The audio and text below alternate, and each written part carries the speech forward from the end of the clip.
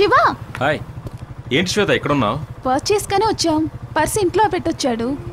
Purse తీసుకొస్తానని చెప్పాడు, ఇంకా రాలేదు. వాడికి అసలు బుద్ధి అనేది ఉందా? నీ ఫ్రెండే కదా, ఇంకెలా ఉంటాడులే. పొగిడించాలి కానీ వచ్చి బండి ఎక్కు, డ్రాప్ చేస్తాను.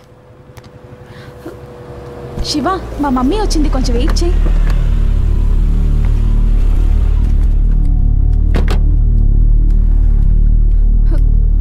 అమ్మా అమ్మా, నన్ను ఆశీర్వదించమ్మా. తల్లి కాబోతున్నా నాకు నీ ఆశీస్సులు కావాలమ్మా. నా కడుపు అంటే నిన్ను ఊరికే వదలదే. నువ్వు అస్సలు బాగుపడవు, నాశనం అయిపోతావు. నీకు ఆశీర్వాదం కావాలా? నా కళ్ళకు కనిపించుకోవే. శ్వేత బాధపడకు, పిల్లలు పుట్టాక అన్నీ సర్దుకుంటాయి. రా వెళ్దాం. ఏడవకు శ్వేత.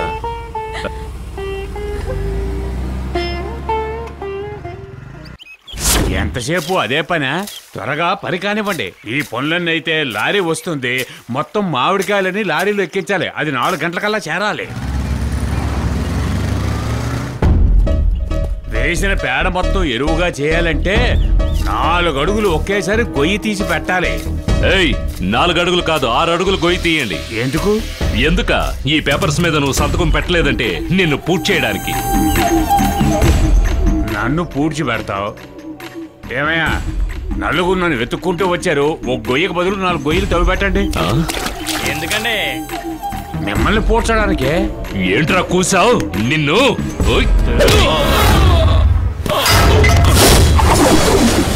మీరు ఇంటికెళ్ళి ప్రశాంతంగా నిద్రపోండి. వీళ్ళ సంగతి నేను చూసుకుంటాను. వస్తాను. మళ్ళీ మిమ్మల్ని చూస్తానో లేదో ప్రారంభించు.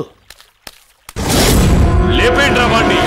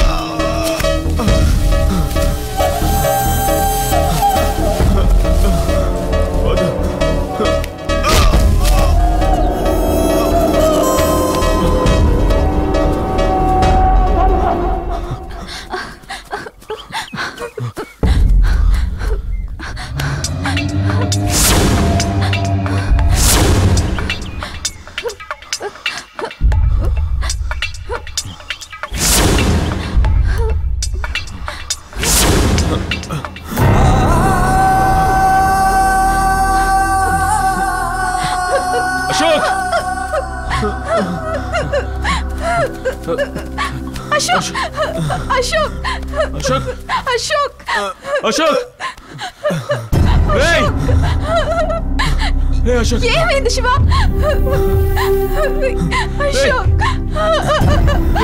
ఏమైందిరా?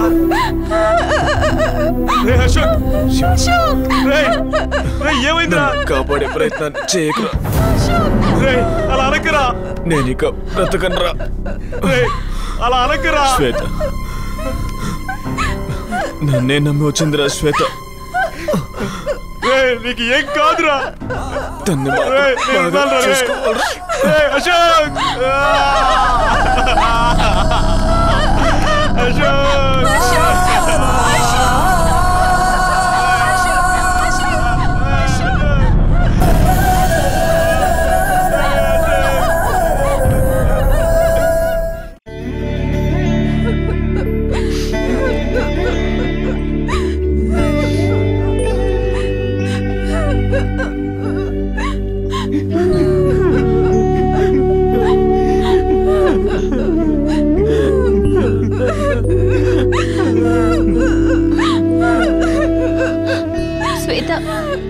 ఏడవకు. నువ్వు ఏడవడం నీ బిడ్డకి మంచిది కాదు. ఏడవకు. శరణ్య, తనని ఏడవని. ఏడిస్తేనే మనసులో ఉన్న బాధ తగ్గుతుంది.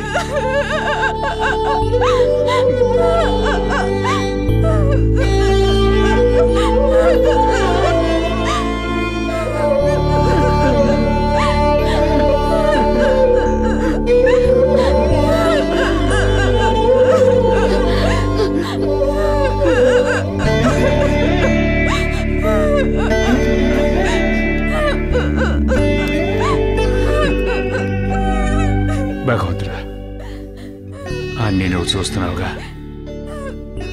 వీళ్ళెవరికి నువ్వు శిక్ష వేయవా? శిక్ష వేయడానికి నువ్వు ఉంటే కదా.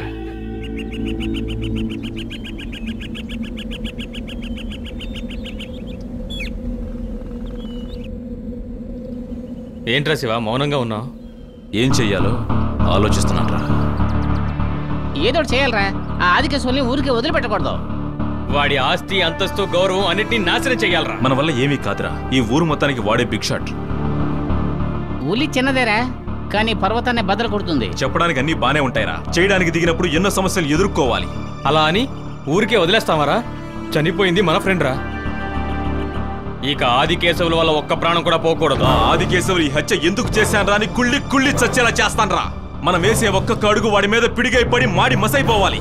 మనం కొట్టే దెబ్బ వాడు ఎన్ని జన్మలెత్తినా సరే మర్చిపోకుండా ఉండేలా చేయాలి. కూర్చోవయ్యా, మీరు మారరా? ఆగడయా, ఇంతమంది వచ్చారంటే ఒక్కొక్కడు వెళ్ళండి.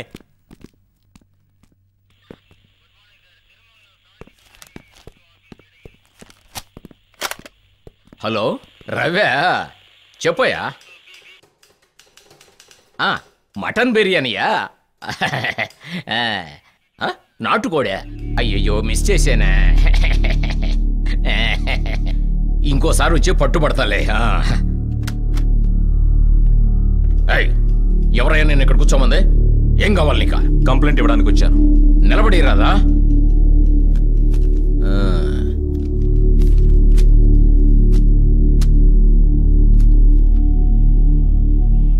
ఏందయ్యా గందరగోళంగా ఏదేదో రాసి ఉండవా? తప్పుగా ఏమీ రాయలేదు సార్. ఏం జరిగిందో అదే రాశాను. ఆస్తి మొత్తాన్ని కాజేయాలని నా స్నేహితుడిని చంపేశాడు సార్ ఆ ఆదికేశవులు. ఈ కంప్లైంట్ నిజమని ఎలా నమ్మేదే? ఎవరైనా సాక్షులున్నారా? నువ్వు కంప్లైంట్ ఇచ్చినావే, ఆయన ఎవరో తెలుసా? మామూలుడు కాదు, ఈ ఊళ్ళో బిగ్ షాట్. ప్రతి ఒక్కరికి సాయం చేసే పెద్ద మనిషి. రోడ్లో పోయేవాడిచ్చే కంప్లైంట్ నేను తీసుకోనులే. రోడ్డు మీద వచ్చే పోయేవాడిని కాదు సార్, చనిపోయిన అతని స్నేహితుడిని సార్. ఆది హత్య చేయడం నువ్వు చూసినా? నేను చూడలేదు సార్. అయితే ఏం చూసి కంప్లైంట్ ఇచ్చావు?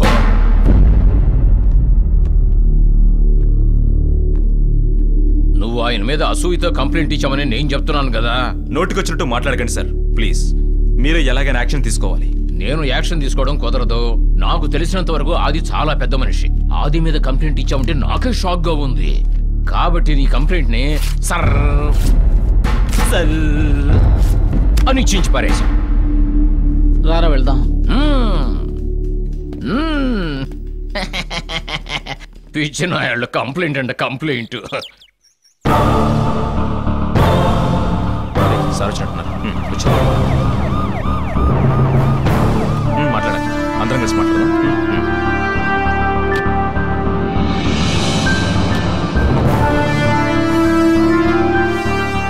నమస్కారం సార్.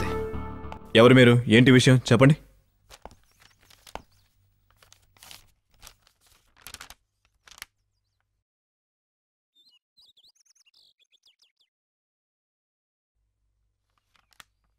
ఎప్పుడు జరిగింది?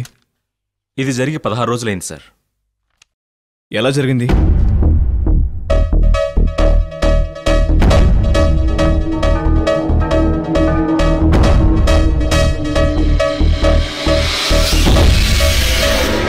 ఇది సార్ జరిగింది. ఐసి నా కంప్లైంట్ ఇచ్చారు కదా, ప్రశాంతంగా వెళ్ళండి, నేను చూసుకుంటాను. ఇన్స్పెక్టర్ యాక్షన్ తీసుకోవడం కుదరదని చెప్పారు సార్. మీరు యాక్షన్ తీసుకుంటారని నేను నమ్ముతున్నాను సార్. డోంట్ వరీ తమ్ముడు, నేను చూసుకుంటాను. ప్లీజ్ సార్, ఏదో ఒకటి చేయండి. అప్పుడే ఊరు ప్రజలంతా నెమ్మదిగా ఉంటారు. బిజినెస్ మ్యాన్ ముసుగులో ఎన్నో తప్పులు చేస్తున్నాడు సార్. మరెన్నో ఇల్లీగల్ బిజినెస్లు. వాడి వల్ల బాధపడిన వాళ్ళు ఎంతో మంది ఉన్నారు సార్. ఇలాగే వదిలేస్తే ఊరు మొత్తాన్ని శ్మశానాన్ని చేస్తాడు. ఈ ఊరు ప్రజల్ని కాపాడే బాధ్యత మీరు తీసుకోవాలి. సమస్య నాతో చెప్పారు కదా, నేను చూసుకుంటాను. మీరు వెళ్ళరండి. Thank you sir. Thank you sir. Okay, thank you sir. Thank you.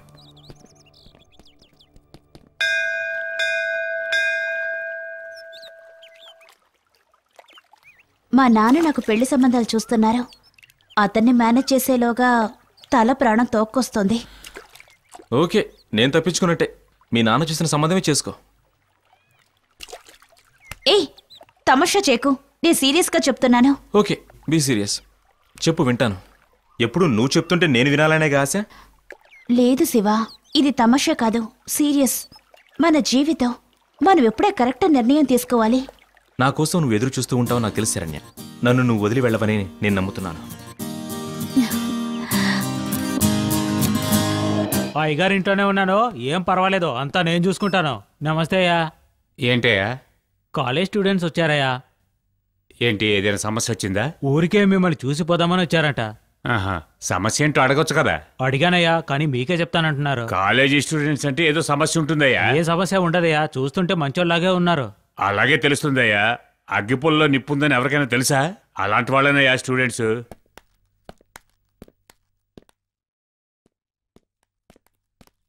నమస్తే సార్. నమస్కారం సార్. ఒక ముఖ్యమైన విషయం గురించి మాట్లాడాలి. నా నియోజకవర్గంలో సమస్య వచ్చింది, నేను అర్జెంటుగా వెళ్ళాలి. ఏ విషయం ఉన్నా రేపు మాట్లాడుకుందాం. ఒక్క నిమిషం టైం ఇవ్వండి సార్, చెప్తాను. సరే, విషయం ఏంటో చెప్పండి. నా ఫ్రెండ్ని ఆదికేసులు చంపాడు సార్. ఏంటి అంటున్నారు? అది హత్య చేశాడు? అవును సార్. అవునయ్యా, వాడు చాలా దుర్మార్గుడు. వాడు ఏవేవో ఫ్రాడ్లు కూడా చేస్తున్నాడు. మేకవన్న పుల్ లాంటి వాడు. మీరేం కంగారు పడకండి, పై అధికారులకు ఫోన్ చేసి వాడిని అరెస్ట్ చేయమంటాను. చాలా థ్యాంక్స్ సార్.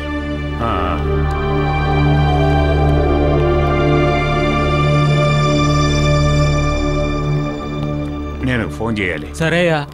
హలో, నేను ఎమ్మెల్యేని. అది నీతో ముఖ్యమైన విషయం మాట్లాడాలి.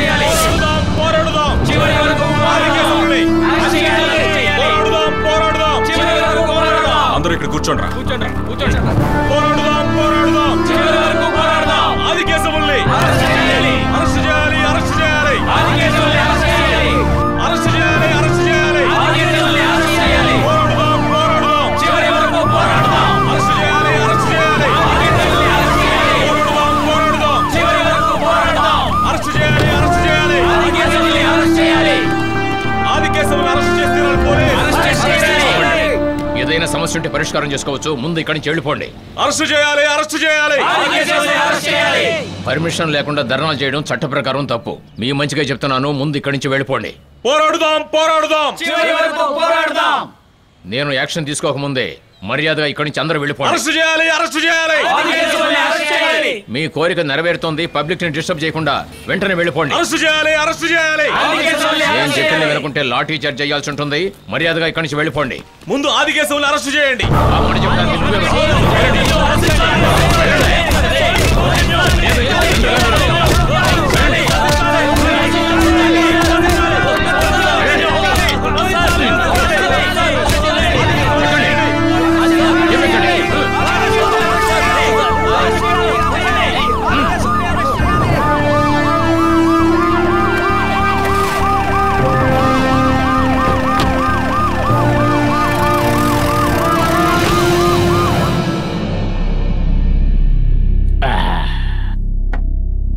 అప్పు, నిప్పు, పగ ఈ మూడిట్లో కొంచెం మిగల్చాలని ఆది చెప్పాడు. మొత్తానికే పెట్టాడురా, మండిపోతోంది. ఇక మీదరా వాడి అంతం ఆరంభం. రోడ్లో ధర్నా చేసిన వాళ్ళందరూ చిన్నపిల్లలు బాస్. ఆది రాత్రికి రాత్రి అందరినీ లేపేస్తాడు బాస్. అలా చెప్పలేంరా. వాళ్ళు పోరాడానికి దిగారంటే దేనికైనా తెగిస్తారా. మనం కొన్ని రోజులు ప్రశాంతంగా ఉండొచ్చు. వాళ్ళిద్దరూ కొట్టుకుంటే మనం చూసి ఆనందిద్దాం. మనం చాలా జాగ్రత్తగా ఉండాలి బాస్. గ్యాప్ లో లేపేయాలి. చాలాసార్లు మిస్ అయ్యాడు. ఏదో ఒక రోజు దొరకపోతాడా ఏంటి? బహదూర్ ఎంత పెద్ద రౌడీ, 13 ఏళ్ల కుర్రాళ్ళు లేపేయలేదు. మనం వాడికి బద్ధ శత్రువులం, వాడు మనకి బద్ధ శత్రువు. ఈ వృత్తిలో ఎవడు మనకు ఎముడవుతాడో మనం చెప్పలేం.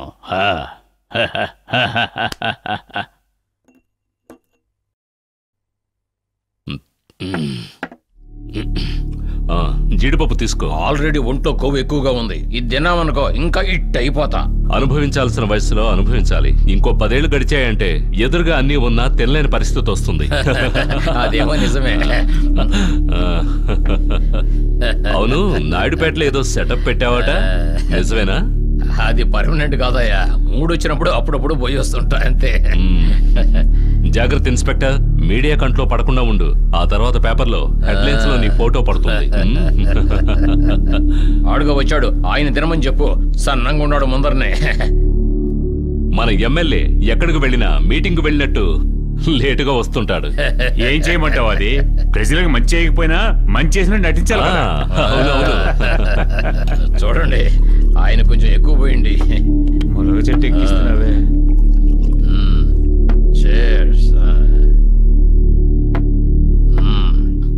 ఎంత దర్జాగా ఉన్నాడు చూడండి. ఏంటి ఇన్స్పెక్టర్, మీ ఏరియాలో ఒకటే హడావిడిగా ఉంది. ధర్నాలు, రోడ్ రోకాలు జరుగుతున్నాయని నేను విన్నాను. అదేం లేదయ్యా, కుర్రాళ్ళు ఏదో గలబా చేశారు. 307 ప్రకారం లోపలేస్తే బయటకు వచ్చే పనే ఉండదు. అలానే అశ్రద్ధగా ఉండొద్దు. చదువుకున్న కుర్రాళ్ళు వాళ్ళు ఎప్పుడు తిరగబడతారో అసలు ఏమీ చెప్పలేము. అందరూ స్టేషన్లో ఉండరాయా. అందరినీ బాగా ఎరగొట్టమని రత్నంతో చెప్పొచ్చాలే. ఇంకెప్పుడు అయ్యగారి జోలికి ఎవరు రారులే. మిగతా అయినా నేను చూసుకుంటానుగా, ఎంజాయ్ చేయండి. ఏంటి ఎమ్మెల్యే, భయంగా ఉందా?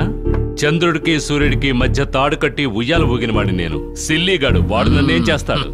అది కాదా, అది నేనేం చెప్పదలుచుకున్నానంటే. ఇదిగో ఎమ్మెల్యే, నువ్వేం చెప్పక్కర్లేదు. ఇది నా సమస్య, నేను చూసుకుంటాను.